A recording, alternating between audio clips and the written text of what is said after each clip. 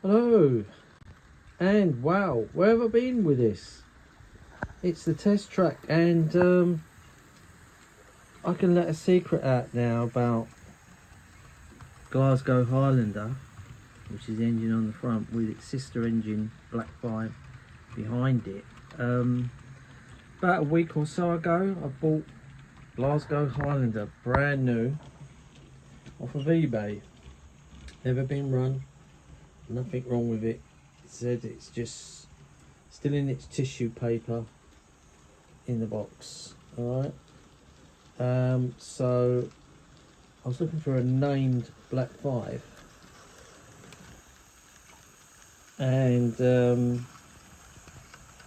that's the one I chose. Some other guy had one on YouTube, if you remember, and I fell in love with it, and I thought I must try and get one of these, but problem was, it's been out since 2005. Anyway, this one came up on eBay and it was a good price, and I made an offer on it and he accepted it, and bang, it arrived in the post, and I opened it up and inspected it. I thought, yeah, this thing's never been run. I can see that, you know. Put it on the track, and I don't know if you remember me saying there were some marks on the body because I couldn't get the body off to fit the decoder in it, and that was the start of my problems. Anyway, I tested it on the battery. It ran fine. There was nothing seemed to be wrong with it. Anyway, wow, I didn't know what was coming up. Anyway, I took the I managed to put some WD-40 in it, which you shouldn't really do with models because it can damage the paint, and you can still see some marks, but I have to put that down to service marks now.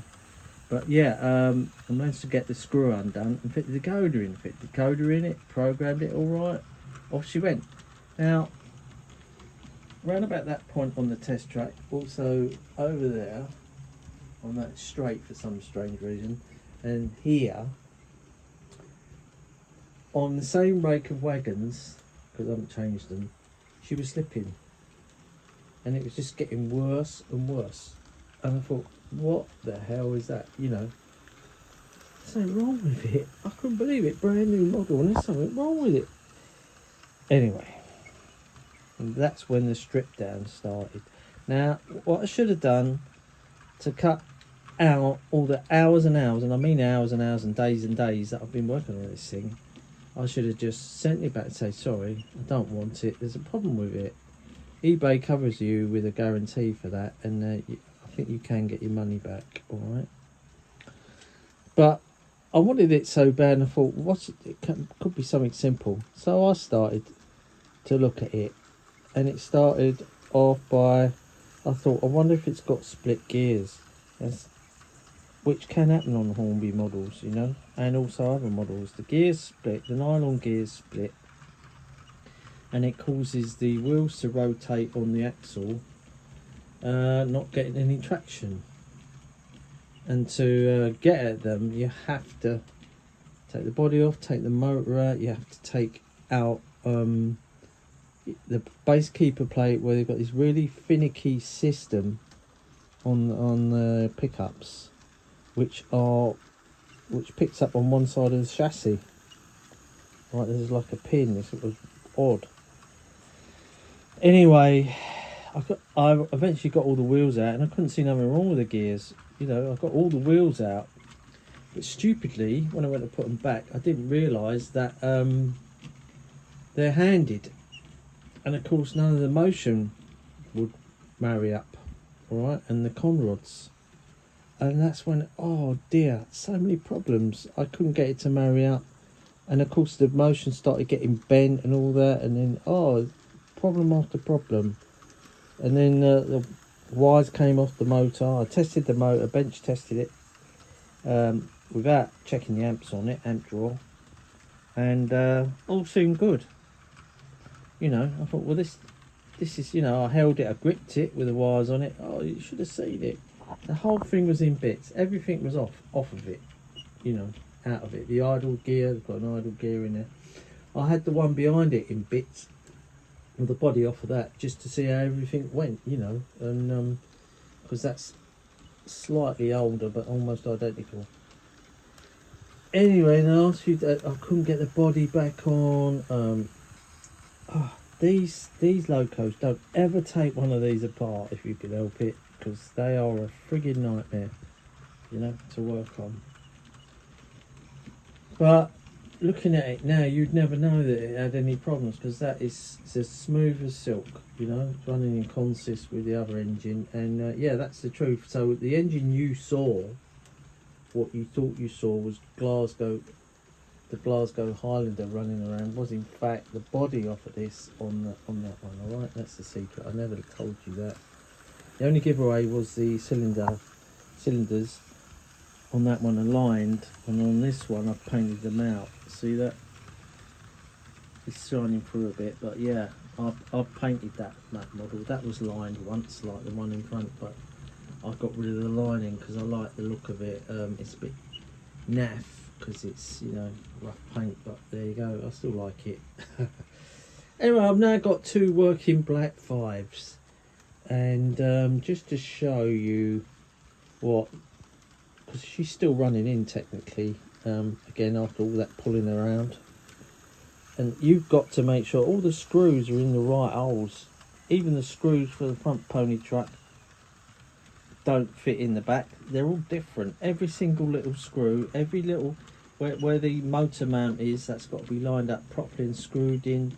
Everything has got to be just in perfect place. Screws must go back exactly where they came from. Just they're all slightly different size threads and shouldered screws and all sorts. And the con rods, again, that's really difficult to line up. In fact, I'll stop this on the next run and I'll show you what I mean. I'll get my screwdriver ready because I want to show you this. So let's slow this consist down and I'll show you what I mean. Boy, beautiful engine, but eBay can be dangerous. I've had some good buys off of eBay, but you know, and the guy got good reviews and said, oh, yeah, received as described and well packaged and all that. And I thought, well, you know, and he's selling a collection. I thought, yeah. I mean, maybe he doesn't know anything about this, you know. But, and the other thing to cap it all was that I broke the tender coupling on it. That one, it got broken, the tender fell off the table I was working on the floor and snapped. But luckily there's a spare one in the box. So, but that's now been hardwired with some soldering done on the pickups. Right, so I didn't get my screwdriver as planned, but let's get it. So what I'm talking about with this motion, there's a little slot in this slide bar here at the top, careful, and one at the bottom. None of this is jamming up, it was locking because I had all these nuts off. These 3 nuts all came off, and on the other side this slots into a sort of a slot going that way and that way, and there's a tiny little washer. See this washer? You can see that? Only on one side. Now I don't know if that was fitted on by mistake or one's missing. Now being I didn't have a spare one, I've left it off. I still haven't checked the rear loco to see if she's got a washer down there. Maybe we can see that now, because if she's got a washer, it's quite possible that this one requires it as well. I just saw something then. Yeah, behind that bar. Let's have a look. Let's have a look. Go back a bit. Oh, there. Get my screwdriver in. Where are we? There. Just there. It's possible. That's where a washer goes in there. So, for some reason, either one, I've lost it when I started to take it apart, or it was never there. I don't really want to undo these conrod nuts because I think what I need to do is just see how she runs. At the moment, she's running fine. I'm not convinced that the You see this is all perfect on this loco, all the mechanism, all that, it's all nicely shaped. Now you have a look at this one. Slight bends and kinks in it and that, you know, and whatnot, you know what I mean. Go back and have a look at the other one. Yeah, but she's running smoothly at the moment, touch wood. And yeah, those 3 conrod nuts there and 3 on the other side, and it's all been pulled about under there, the keeper plate. I'm not going to take it off, but it's been pulled around, you know, and getting it, it's tight fit. It is a real tight fit, these bodies, you know, they don't make it to make it easy. Anyway, we're going to do an engine swap, so we're going to unconsist them quickly. This is going to be a slightly longer video, so let's do that. So at the moment it's running at 196, so I need to get rid of that. So to do that, you press double head, con set, old set, keep pressing clear, clear old. Right, now press the enter key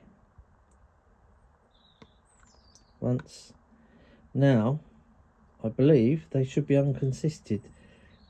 So to prove that, I need to delete that on there, that number.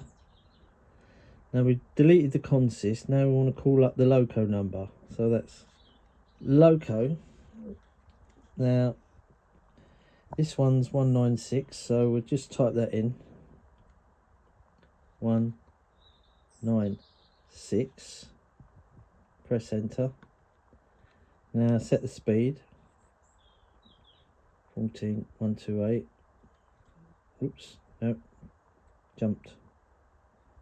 128. Press enter.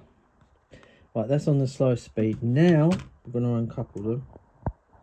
I go here, get our trusty. Now the tension locks are under tension, so we need to back this loco up. So put it in reverse, because at the moment it's showing forward. So press direction key, reverse, and this should back up slightly. Yes, fantastic. So that's the plan coming together. Get our little ice cream spoon. This is my sole idea, this one. Under there, lift both hooks. You've got to lift both of them.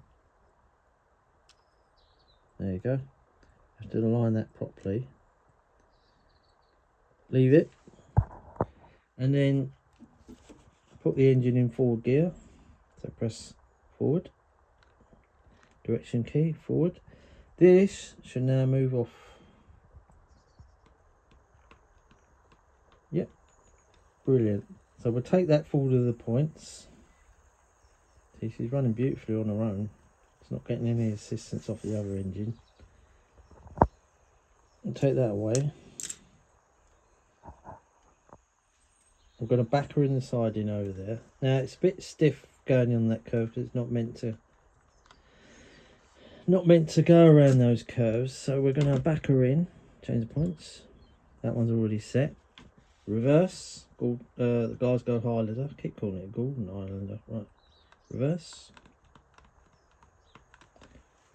This is on close up, so I'm going to do this right. As I say, that is obviously picking up beautifully now, thanks to my hard work. I'll just back that up to about there. A few clicks, I'm not worried about that. Stop it. Now, change the points back. Let's bring number 4, which is loco 4, which is the other black 5, enter. Forward gear, yeah, 128 speed. And bring her forward. And we're going to uncouple it from the train and put that on it to see how it runs. So they've got beautiful motors in these and they run really nice. Right, reverse. Yep, press the reverse direction key. This is a Gauge Master Prodigy, by the way. Back, right. Lift the tension hook up. I've missed all this, you know that. I've been mucking about with locos. I've really been messing around, and it's, there you go. That's only got one coupling tension lock hook on it. Forward gear. Take her forward. This is a lovely system. It's better than any others. Now we're going to run that round there to the back of the brake van, okay? While that's toddling off round there, we'll get the Glasgow Highlander back on this track and back it up onto the freight train, right? So just call the loco. So recall. Don't want that one, don't want that one. There's your loco. Currently set in reverse. Direction forward. Keep an eye on that, what that's doing. I don't want it to smash into the back of the brake van. This is DCC. Here she comes, beautiful. She's moving off again. I can leave that to run round. Keeping an eye on our friend over there. You can run up to 5 locos on this, maybe more. I've never tried it because it's quite a lot to manage. I'm going to just stop that there. Just going to reverse back onto a train, change the direction key, change the points. Now, oh, we've got to get in touch with 4 because that's going to crash. 4, stop it. Just stopped it in time. I wasn't keeping an eye on that, but she's okay, she stopped. Now we can recall number. All these numbers you can delete them, by the way. And then you just have the 2 locos you're working on. Right, reverse 196 back. We'll take it round. It's going to back up onto this goods train. Oops. We weren't watching the action, were we? And something I've noticed that I just want to always use plastic. I want to put it's a bit stiff there. Tension lock. Or was it one? Then we're gonna, and the fireman will jump down and wave it on. And that, I believe, and put it back in forward gear, is on. We'll just press it down, make sure. Yep. Forward gear. Yep, we've got our train. That will be a bit of steam. Those doors, those cab doors, I'm going to bend them in slightly because they could be rubbing on the tender. They're adjustable. It's still got its full plate on it. Now let's bring 4 forward because that's going to hit that. I'm going to back that onto the siding and watch the Glasgow Highlander do its stuff. Again, that's got no clicks or funny noises coming out of it. I'm going to stop that about there. I'm going to have to stop the Glasgow Highlander to let the shunt move go on. Call it up. That's number 196. We'll bring that to a stop. Okay. 2, 1. Change the points. That's it. Number 4. I've done so many times, that's how I know how to do it. On the big lay, it's going to be a lot more complicated because there's going to be more than one controller. So there she goes. It's number 4. Backing off swiftly. Isn't that beautiful? Beautiful. This goes around the curves better because the cab doors and the full plate's been removed. The cab door's been bent back. Show you what I mean? See them cab doors? Yeah. You can see that. I'll show you. See the cab doors bent in, whereas this one's straight, and there could be catching on the side. And just bend them in, and the full plate's still in this one. Anyway, change the points, and let's get this round, and then we're going to end it. So that's 196. There you go. What direction is it going? Forward, that's fine. Toot the whistle. On she goes.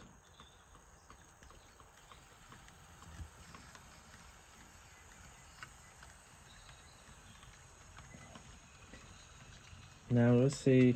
I'm going to take this up to about 25 and see how let's watch it. See if there's any funny business.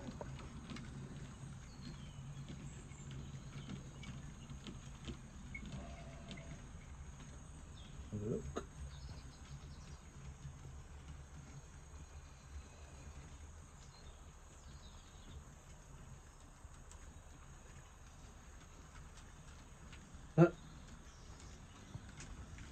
I thought that was fine.